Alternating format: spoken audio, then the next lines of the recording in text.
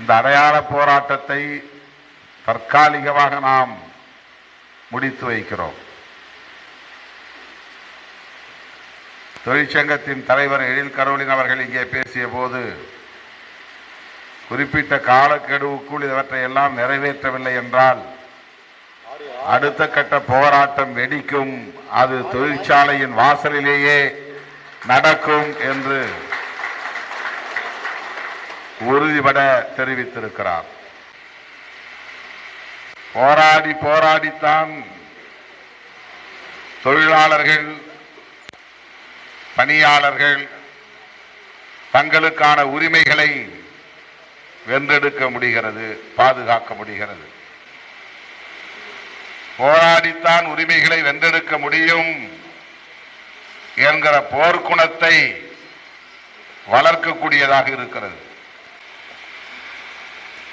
போராட தெரியாமல் நாம் வாழ முடியாது.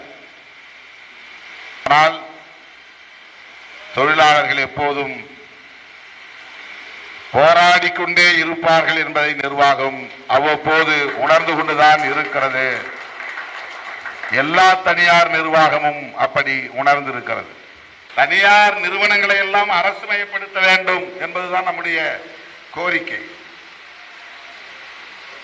பள்ளிகள் எல்லாம் தனியார் மயமாகின்றன, சாராய கடைகள் மட்டும் அரசு நிறுவனங்களாக இருக்கின்றன. இது எவ்வளவு பெரிய முரண் பாருங்கள். பள்ளிக்கூடத்தை நடத்த வேண்டிய அரசு பள்ளிக்கூடங்களையும் கல்லூரிகளையும் கல்வி நிறுவனங்களையும் தனியாருக்கு ஒப்படைக்கிறது. ஆனால் சாராய கடைகளை அரசு நடத்துகிறது.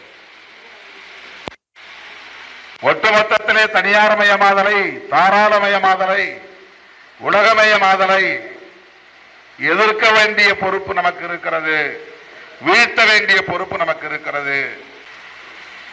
நகராட்சிகளில் மாநகராட்சிகளில் தூய்மை பணியாளர்களை NULM என்கிற ஒரு திட்டத்தின் கீழ் பணியமர்த்தம் செய்துவிட்டு இப்போது அவர்களை தனியாரிடத்தில் ஒப்படைக்க முயற்சிக்கிற போது அப்படி முயற்சிக்க கூடாது என்று அரசாணை 152 பிறப்பித்த நாளில் இருந்து போராடி கொண்டிருக்கிற இயக்கம் விடுதலை சிறுத்தைகள் கட்சி. இந்த துப்புரவு பணியாளர்கள் அல்லது தூய்மை பணியாளர்கள் பணியில 10% EWS வேணும் அப்படின்னு யாராவது கேட்பாங்களா? எக்கனாமிக்கலி வீக்கர் செக்ஷனுக்கு 10% வேணும் இடஒதுக்கீடு. எங்களுக்கு 10% வேணும்னு கேட்கிறார் அன்புமணி ராமதாஸ். தூய்மை பணியாளர்கள் வேலையில எங்களுக்கு 10% வேணும் அப்படின்னு கேட்பாரா? தாங்க ஒரு அரசியல் இருக்கு. OBCக்கு 30, MBCக்கு 20, EWSக்கு 10, SC/STக்கு 19 அப்படி வைக்கலாம் இல்லையா? தூய்மை பணியாளர்கள் வேலையா?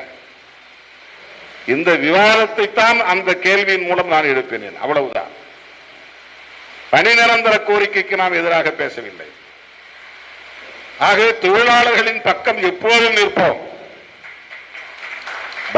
இவர்களை உடனடியாக MRF நிர்வாகம் நிபந்தனையின்றி பணி நிரந்தரம் செய்ய வேண்டும். NAPS ஸ்கீமை திணிக்கும் முயற்சியை கைவிட வேண்டும் என்று வலியுறுத்தி என்றென்றைக்கும் உங்களுக்கு உற்ற துணையாக இருப்போம் என்பதை சொல்லி முடிக்கிறேன். நன்றி, வணக்கம். பிளே ஸ்டோர் மற்றும் ஆப் ஸ்டோரில் இருந்து பாலிமர் செயலியை QR கோடு மூலம் பதிவிறக்கம் செய்யுங்கள். செய்திகளை உடனுக்குடன் பெறுங்கள்.